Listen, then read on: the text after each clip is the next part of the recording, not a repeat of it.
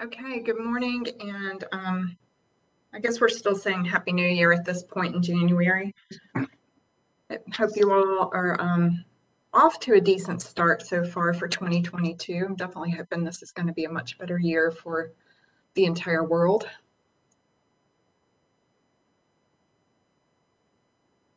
We're going to roll on and get started. We're waiting for Ed McNeil to join. So I sent out a note and saw that in the agenda. Matthew was able to connect with him and he said he'd be able to be with us today. So we took him up on that offer. And when he pops in, we'll just pause whatever we're in the middle of discussing and let him connect with us. Sharon, it seemed like Ed was having some issues just connecting with the meeting, so I'm going to work on getting him a link that will work for him. So. Okay, great. Thanks. Mm-hmm. There's AJ too. Oh, there's Ed. Hey, AJ, how are you? Hey, good morning. Good morning, Eddie. Hi, good morning. How are you guys? I am well. I know it says Eddie on there because the city's IS just gives you an email based on your name. I go by Ed, but okay. If it pleases you to call me Eddie, that's fine too. We can make that work. Don't give us the opportunity to just make things up. Yeah. Well, Sharon, how are you? It's good to see you. We were in 2009's Leadership Winston-Salem together. And I appreciate your response on my post about the marketing reporter job. We're trying to fill that kind of like everybody else in the world, trying to find workers to come in and get some things done. Yes, if I can think of anyone, I will definitely pass that along because I know that's a great place to work and great people to work with. Yeah, great. Thank you. Yeah.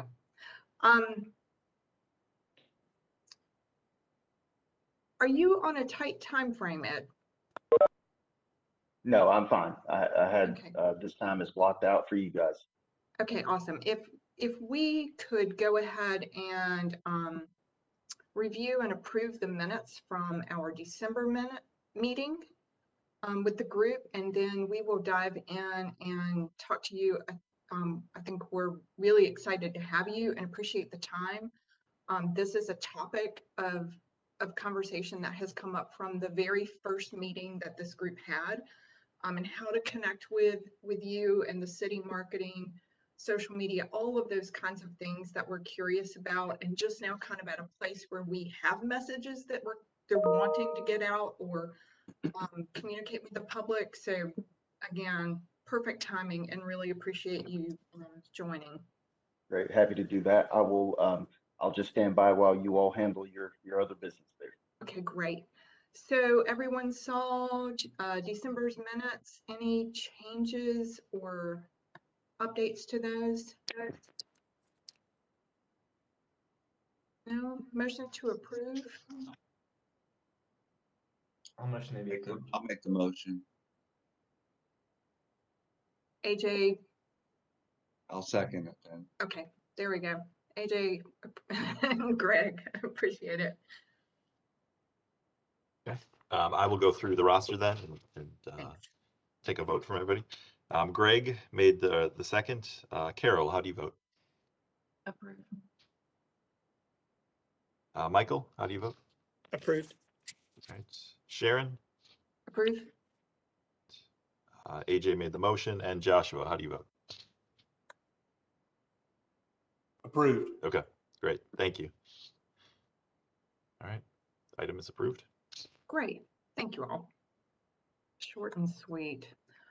So Ed, just as some background, the first year kind of learning our role, learning all of the layers within the city that we fall under, looking at the pedestrian plan, walkable Winston-Salem plan, we're looking at the city bike plan, and we're kind of kicking off this year with some conversations around communication, engagement, and safety education for the public.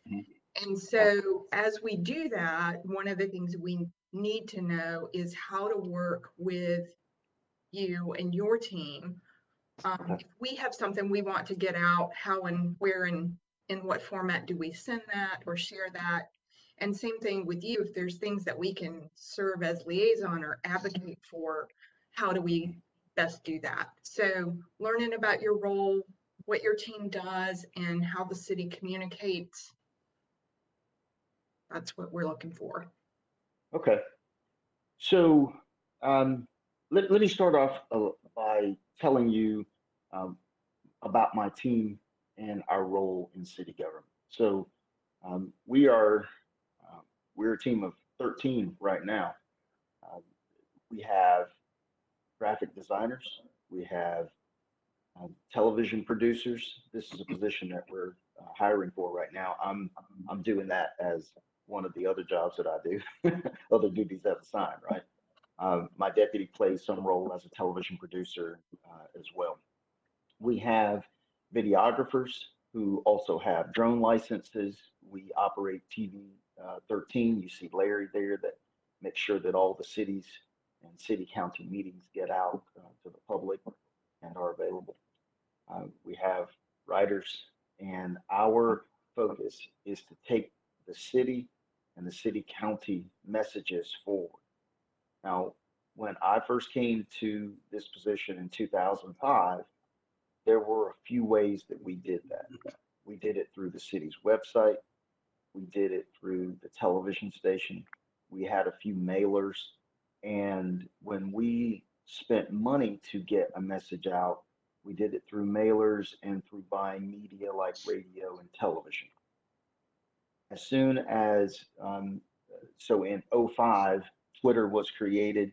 A couple years prior to that, Facebook was made available to the public. It had originally started out as, being a university. And there were a couple other platforms that were really big. There's more than 300 social media platforms now. But our a part of the city strategy is we use social media that includes Facebook, Twitter, Instagram. We are on YouTube. We're on Nextdoor, and we occasionally buy exposure on TikTok. Funny story: my son is sitting in. He works in the nursery at our church, and he's sitting in there on Sunday, and a commercial comes up for some work that we're doing for the health department, and it was Christine. I don't know if you all have seen the character we created, an animation character we created for Mr. Swift, where it says Christine. She's a great student. She's super popular, but she decided not to get the vaccine, and so then she missed her homecoming, where she was the shoe-in for the homecoming queen. And so my son saw that. He thought it was the funniest thing, and so he wrote the commercial out verbatim. I don't know what that says about my son, but he wrote it out verbatim and sent it to me with a bunch of emojis. And so it's just funny to think that as a part of city government, we are charged sometimes with reaching young people like my son. He's 13, and all the way up to seniors that might be reading the paper, that might be watching local TV news, that might also have Facebook, that might also have, may also be out on YouTube. And so we use, and I've given you some breadth of what we use, but there's no way to capture it all, because our strategy is to sit and listen to our customer and understand what their need is, and then create the right vehicle to get it there. So we have, over the years, done everything from documentaries to share some great historic fact about the city. Engine 4, created in 2007 as a way to celebrate the fact that the first integrated firehouse in North Carolina was right here in Winston-Salem, all the way to a historical program we put together last year on the Haynes that ended up on UNC TV this past fall. So we do those kinds of things. We also do 30-second radio and television commercials. Most recently, we did, I think we probably placed somewhere in the neighborhood of $170,000 in media for Mr. Swift with the health department as a way to get information out about COVID-19. Now, it's not our regular work to do this for the health department, but the city saw it as very much good for everybody that we take our skill set in this area and apply it to assist them in educating the public about COVID-19. Mr. Matthew Burchett has been a customer of ours before, and I think he can probably speak to some of the different things that we have done, but I'm going to give you just a quick synopsis of what a campaign may look like for us. Typically, someone comes to our department and they come to me or they come to my deputy, Frank Elliott, and they say, hey, here's a problem. We've been tasked with getting this information out to this public. Where possible, Frank and I try to narrow down who's the audience. Who is the audience that needs this information? We just took on some additional COVID work with the health department where we're talking about the significant increase in the number of people affected by overdose or dying from some type of overdose associated with COVID-19. And so we're sitting there and we're saying, okay, who's the audience? When we look at all the people who are going to the hospital for these matters, who is it? Well, they told us white males 18 to 40. That's kind of the group. Where we can, we try to steer our information directly to that audience, right? Because it's waste. I see it as great waste to take our public dollars and spend it reaching people on the fringes of who the target is. Now, I understand that all of the time the target isn't perfect that way. We can acknowledge that. And sometimes we do things, we do advertisement placement that will go a little broader. But we're sitting with our customer, we try to narrow down who the audience is, and then we look at the best methods. Anytime we're talking about young people, we have to think about the digital aspects. We have to think about, sometimes for young people, it has to be a spectacle. It has to be funny. It has to be engaging. It has to give the opportunity for people to kind of do some give and take. And so we sit and listen to that. And then we set about the work of creating those deliverables. I told you about having basically half our staff is TV creators. So these are people that can, through the use of ENG, that's electronic news gathering, ENG cameras, or the iPhone, or the Samsung, or Ikagamis or Field Gear, we can go out and create product that can come back and be edited into 30 seconds, 15 seconds, whatever, and then be applied. It can be applied as a YouTube video. We did a couple projects for the detectives in the police department where we created a video telling the story of 5 unsolved homicides that happened to all be inside one of 2 zip codes. We told the story. We used photos from the crime scene. We had the investigators. And then we put those into promotions that would run as a pre-video on YouTube if you lived in those zip codes. So imagine living in the zip code where these homicides are happening, and you click on a YouTube video and it opens up and says, this homicide happened in this neighborhood and the police are looking for clues to help solve it.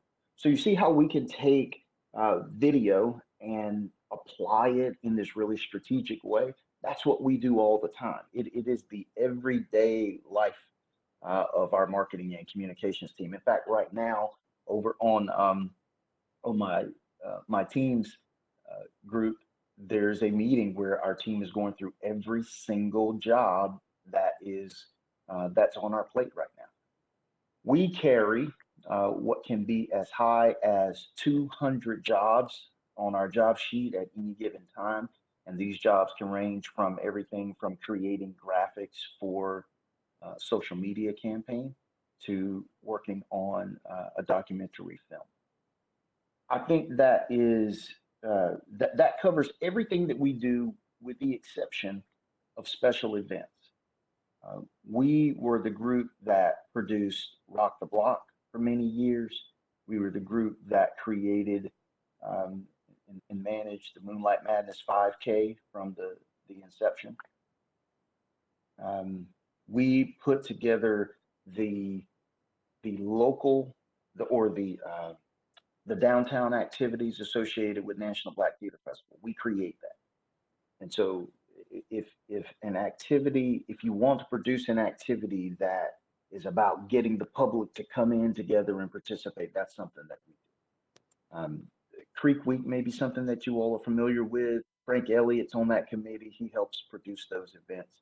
We create the marketing and the branding around that. And so in some ways, we kind of do. It's almost like we do everything. we kind of do anything around trying to get the word out.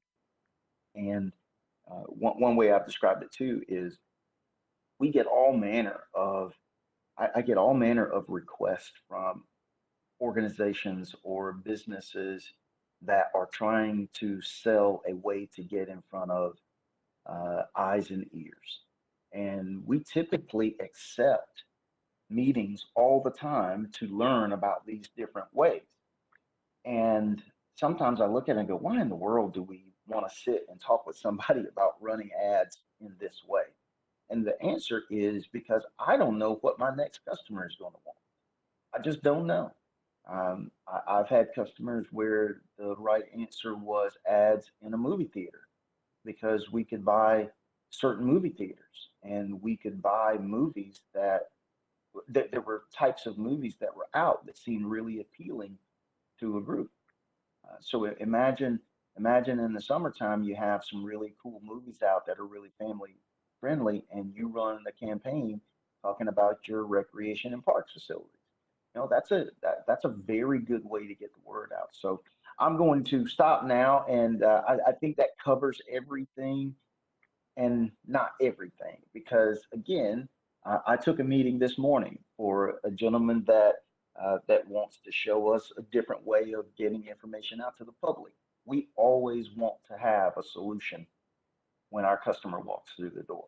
I don't, when Matthew comes through, you know, he's one of these, he's like Swift, the big 6'5" good looking guy comes in and says, hey, this department that I'm representing, they're all over me to get the word out about something and I need your help. We can't say no. We have to find a way to get it done. It's a challenge to us. We love it. I mean, I got to tell you, I love it. I think about this stuff all the time. I read about it in my spare time.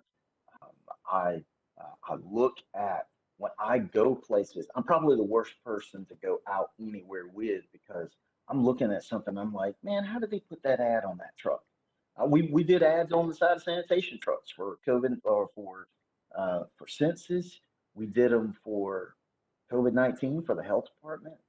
We do billboards, you know, all that kind of stuff. But we look for creative opportunities to get communication out. And again, I can be probably one of the worst people to go anywhere with, because I'm looking at all these different things and thinking about how we can help a customer. So with that, Ms.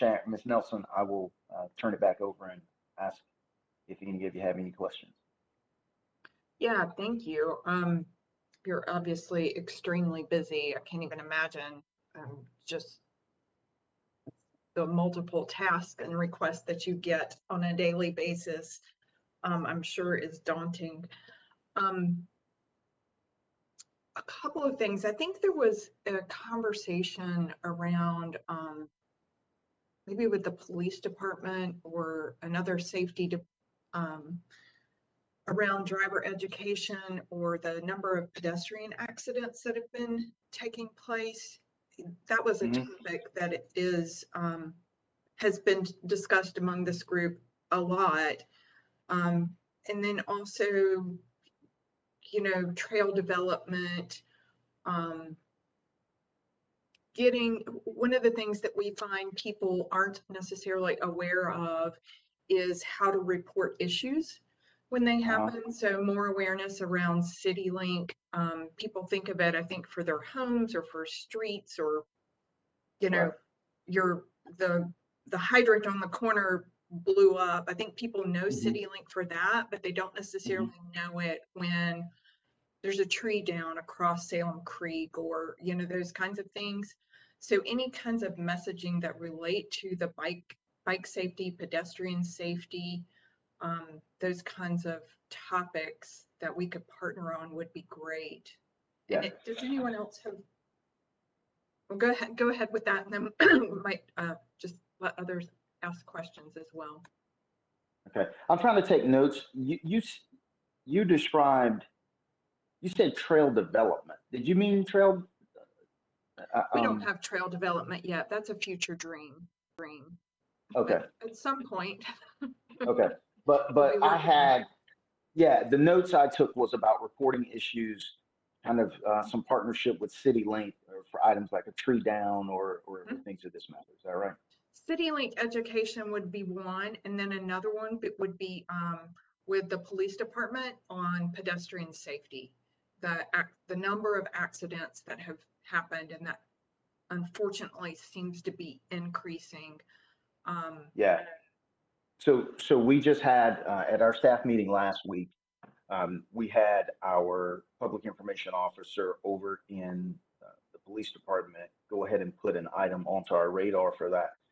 Just to give you a description, our team meets weekly, and we have some kind of like, so I'll say we're kind of we're the hub, and then we have a public information officer in utilities, we have one in fire, we have one in the police department, and we all meet once a week. We talk about the different items that we have coming through and what they need from our larger group to produce. And so they brought us an item where they gave us a few facts about what types or the amount of pedestrian versus vehicle incidents they've had. And so part of what we, after, I think it was the day that we talked about that Matthew called me and said, hey, we have this going on. And I thought, well, maybe we need to merge these two customers and hear what everybody has to say, and then try to figure out what the path is. So that is on our radar, and we're certainly happy to work with you all on that. When I think about, I'm a little bit familiar with what you all do, just because we've had Matthew's been a customer of ours before, but also I worked in recreation and parks, so I had some experience with the greenways and this kind of thing. There are some opportunities that I can think of right off that can assist. But again, one of the things that we really, I'll say, kind of pride ourselves in is we try to sit and listen and hear what some of the concerns are before we start spewing out ideas. But I think some of what I've heard you describe, there are easily some items that we can bring to give you some solutions. The best path for us is probably to work through one person. It's easier for us that if as your representative, your staff representative, Matthew brings us an item that we're talking to Matthew and we're hearing Matthew's ideas. It's not a bad idea to, when you have these kinds of meetings. I certainly appreciate the invitation from Matthew to be on here. That it's not a problem that if he said, hey, you know, can somebody join us, and we're gonna bat around some ideas to do something.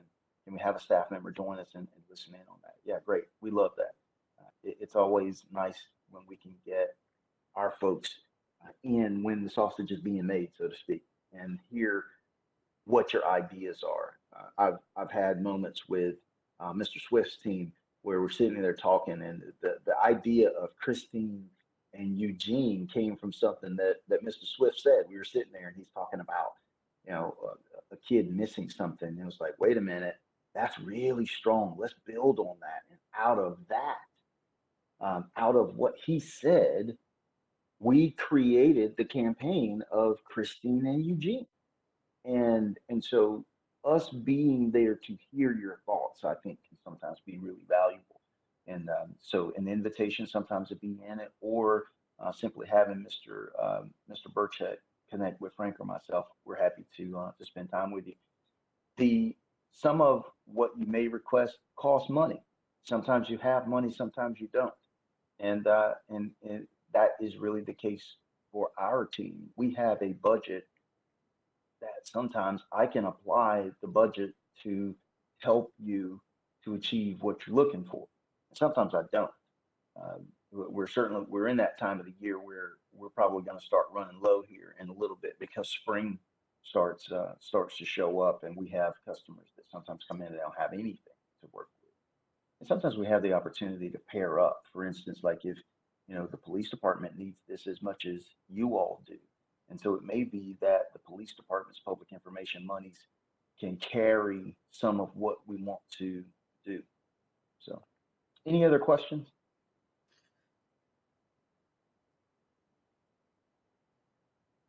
And I appreciate you coming today and sharing this information with us. I also would like to applaud you for all that you do for Parks and Rec. I'm an Instagram user. Oh, is that right? So I see all the things that the city does on Instagram, and I think it's fabulous. And I, like Sharon and the committee, do believe that there are messages that you could probably help us with to get out across the city and the county. So yes, ma'am. Really appreciate you being here. One of the things that we batted around last week in a conversation was the National Bike Month coming up in May. And maybe there's some things that we could think about or consider with that to include safety. Right. I'm just making a note here. So National Bike Month in May. So the good news is this is a great time to talk about it. We need to see what kind of other synergy might be going on. One of the things that we do with our customers is where we have the opportunity to bring another customer along, we try to do that. So Rec and Parks has a lot of activities that are going on during that time. That's when you start talking about a lot of different things. And so it could be that there are activities that they're doing that can give us the opportunity to say, okay, well, maybe a presence at this event can be an item for us. For instance, we buy a membership with DADA, the Downtown Arts District, so that we have a booth for gallery hop if we want to use it, or for any of what's going on down there. So maybe we apply that membership and say, hey, during the month of May, or during May, when gallery hop is going on, let's offer you all a booth that you can have to create some presence that gives you the opportunity to share a message. Let's go to Rec and Parks and see what major activities they have going on that maybe we can have a booth, or that we can create an element of the event. Maybe we create a chalkboard drawing safety town for young kids, and encourage the young families to come out and participate in that. So yes, working as far ahead as possible is very good for us, and I will go ahead and add these items. Matthew, is that good with you? You just go ahead and add that as an item to our job sheet that you and I can come back and talk about. Right. Yeah, that sounds good. I think that's obviously a good time for us to hit on those bike safety issues, and we can look through the materials that we have in place and see what we can just promote. So it may just be a matter of promoting what we already have rather than recreating things. So, that sounds good to me. Could be. Very good. And that that raises a point for me in that Ed, your team, you all have done a lot of work for us in the past, and we have a lot of materials that you have created. So Sharon, one of the things I could do for the group is compile all of those materials together. Everything from branding to bike pedestrian safety to driver awareness education. We have a little bit of everything, so I could compile all of that together, share that with the group, so you all have kind of a baseline level of knowledge of what we've already done, and then that may help help us determine what we need to do yet, maybe how we can use those existing resources, what new resources we have to create, and then how to promote those different resources. Yeah, that sounds great. I'm all about reusing something, if it's already in existence, has been created and doesn't require extra time.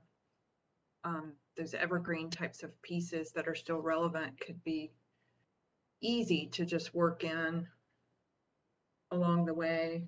And then I guess we could either I could send Matthew a note, Ed, or however you guys decide you'd like to work on some of the safety education.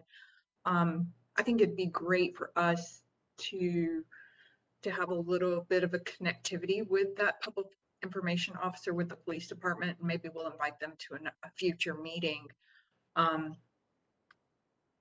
But to make sure we're sort of seeing both sides of that conversation, from their standpoint, as well as the people who are out there on bikes or who are walking and running, things that they may see drivers doing, as well as educating those people walking and running on how to appropriately use crosswalks and make signals and all of those kinds of things. So there's lots of layers to that conversation.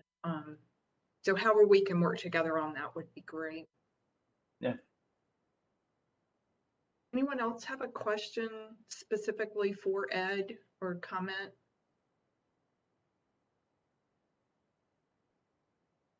Okay. Thanks for being here again. It's great to see your face. It's been quite a while. Yeah. Good to see you. Yeah. So we appreciate it, and we'll just continue to connect through Matthew. But if you think of things, that are related to this, or things come up that we can partner up on, feel free to get word to us. Yes, ma'am. We'll do. We will. We'll keep an eye out there. We're always paying attention to what's going on, and we go back and try to get a look at what our other customers need. Sometimes the best opportunity is about adding a new customer to something an existing customer do. So happy to do it. Okay. Thank you. Thanks. Yes, Have a ma'am. great rest of your day. Thank you, Ed. See you guys. Bye-bye. Bye.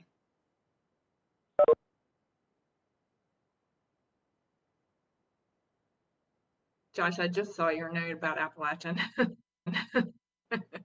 slow on the chat window there.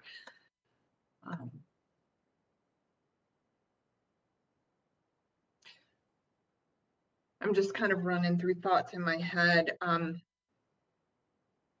Matthew, what as you listen to sort of Ed, and of course you've worked with him for years, and so it's kind of the inside intel on how his department functions and how they field requests.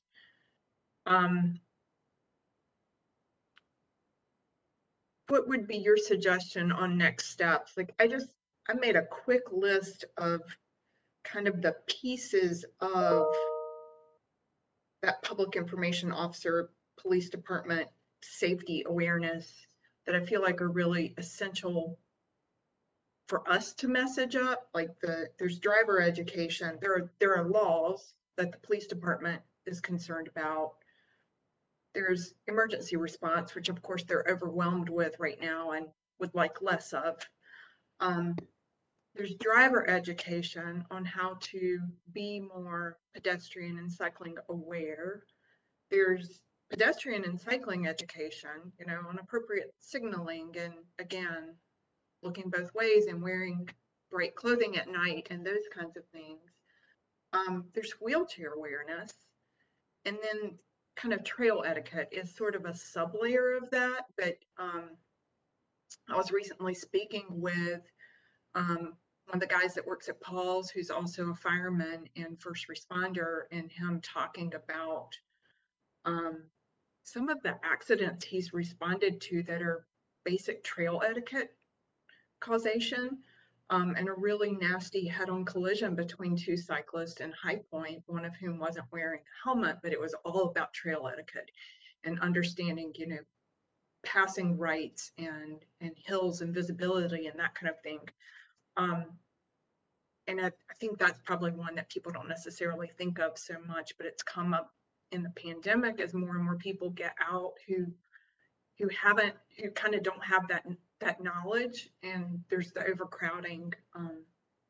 Anyway, how do you see us kind of bridging that and having that three-way conversation? Sure. So yeah, I think this will work well in that you all can have come up with the ideas, and I'll serve as a liaison between you and the marketing and communications department. I think what I mentioned about pulling together all of the existing materials, so that I think that'll be important for me to do and to share with you, just to show you what we've already created, and you can get that baseline information, and then determine if there are additional messages that need to be addressed, and we can work with marketing on that, or if we can reuse what we already have. And so I think that's the first step, and then helping determine which media forms that we use. That would be the second step there. And yeah, that check will be helpful for us in that we've created these materials based on what we in the past have seen as the needs, but you all have that perspective and that the connection to the community, and can help us determine if we were on the right track with some of those messages, or if we need to adjust and focus on different messages. And then when you come up with that strategy, then I can work with marketing and communications and help develop those materials, help identify a budget so we can actually create those materials and push them out. So does that sound like a reasonable approach? Yes. Okay. So I think, but before the next meeting, I would send out all of the materials that we have. It would probably just be, a compilation of PDFs of what we've created in the past, and maybe a little bit of a description of how we've used them. And then you all can kind of use that as a menu to pick out what you'd like to continue with. Okay. And then City of Charlotte. And so unless anyone else has a burning thing to share, I'd love for you to go ahead and dive in and let us know about that conversation. Right on the heels of the article, or right before the article that I had sent out about the grassroots fundraising that Charlotte cycling community has been doing, which was pretty tremendous. Carol? Thanks. If I'm looking to the left, it's because I'm looking at my notes. So Monday night, I met with the chair and the vice chair of the Bicycle Advisory Committee for the City of Charlotte.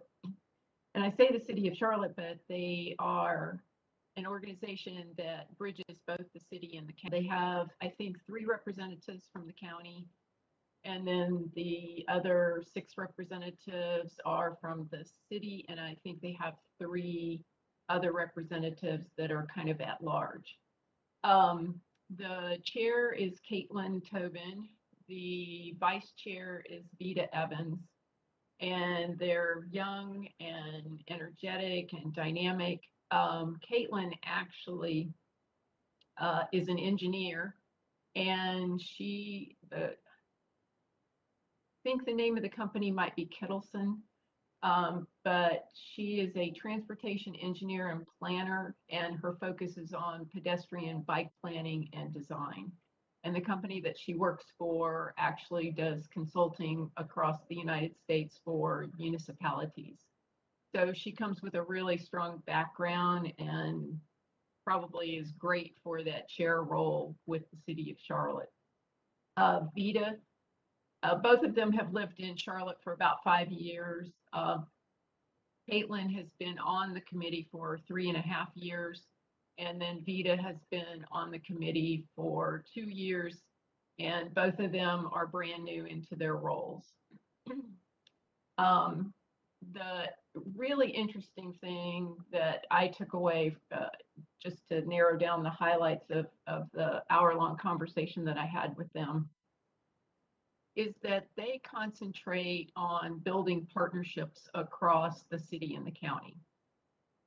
They focus on doing as we did today, inviting different department heads into their meetings and listening to those department heads talk about the different initiatives that they're focused on for the year.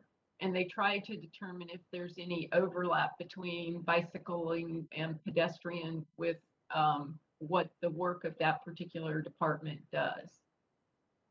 And they feel like over time they have built some really strong partnerships with those other divisions.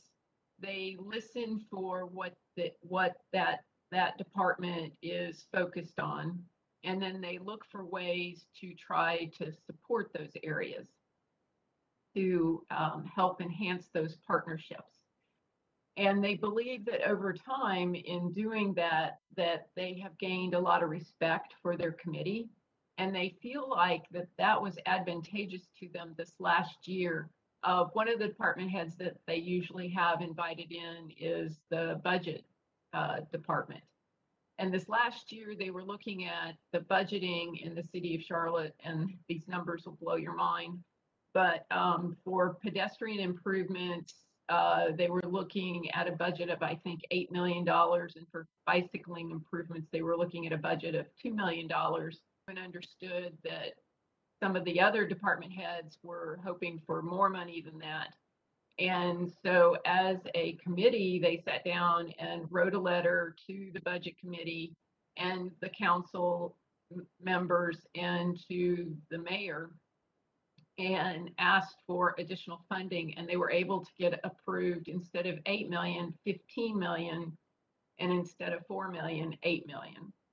So, but they looked to that as a great partner to promote bicycling and pedestrian activities within the community.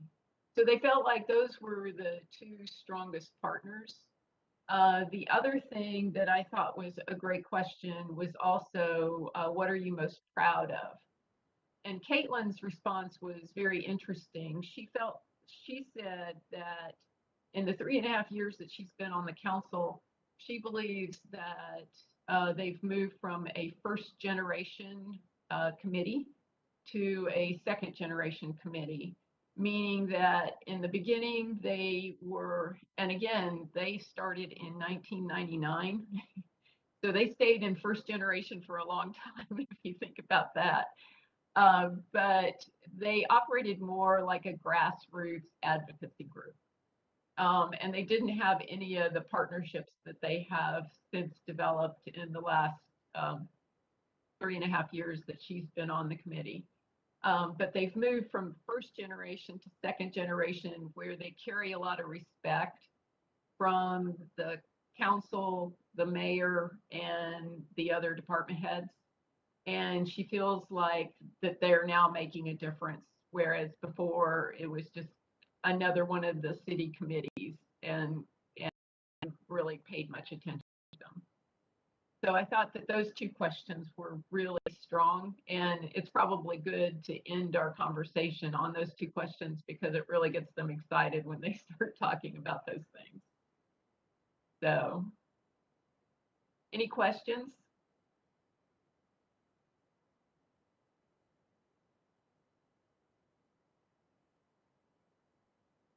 And Matthew, they look to Chris a lot for direction, what his needs are, where he thinks the focus should be, and the partners that they should have within the city.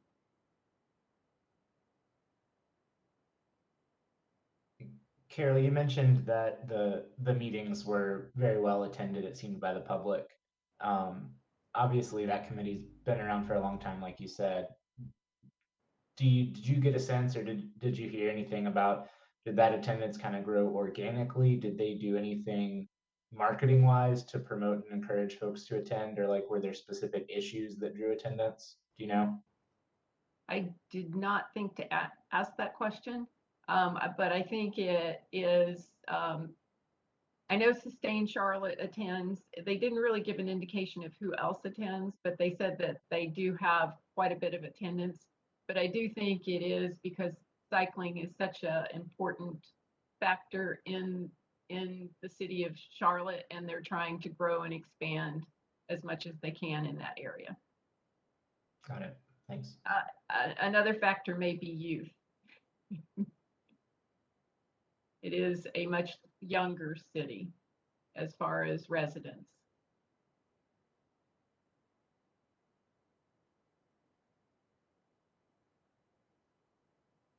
I did ask when they meet. They do meet in the evenings, and their meetings, I said, I looked at your minutes, and I read about 6 months worth of minutes.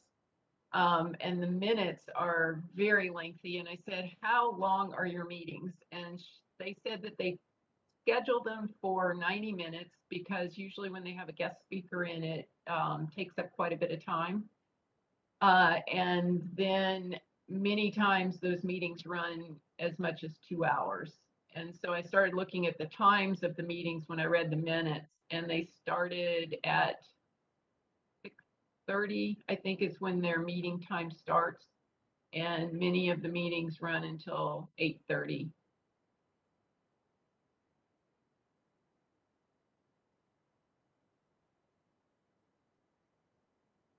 Thanks, Carol. Uh-huh. I do have all the notes written up, so if anyone wants to see those, I can send those out. I'm going to just send them to the whole group. Sure. Be great. Anyone else have an update or anything they want to share before February? Something happening that we should know about? I have one thing. The NCDOT has opened up applications for their bike helmet program. So organizations that apply can receive free bike helmets that are paid for in part by the sale of Share the Road license plates. So each year, NCDOT accepts applications for different organizations to receive those helmets to distribute in the community. So I can send out a notice. It might be good for this group just to share that information with other organizations around the community and encourage them to apply for that. And those applications are due early February. Okay. It's a great thing to know about.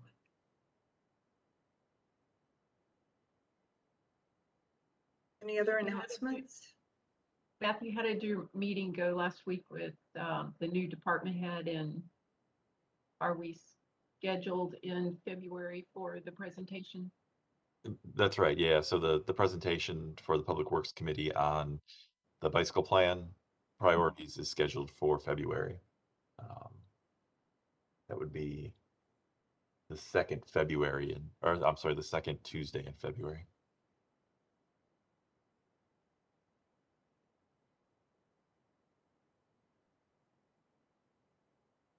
I take that back. It's February 15th.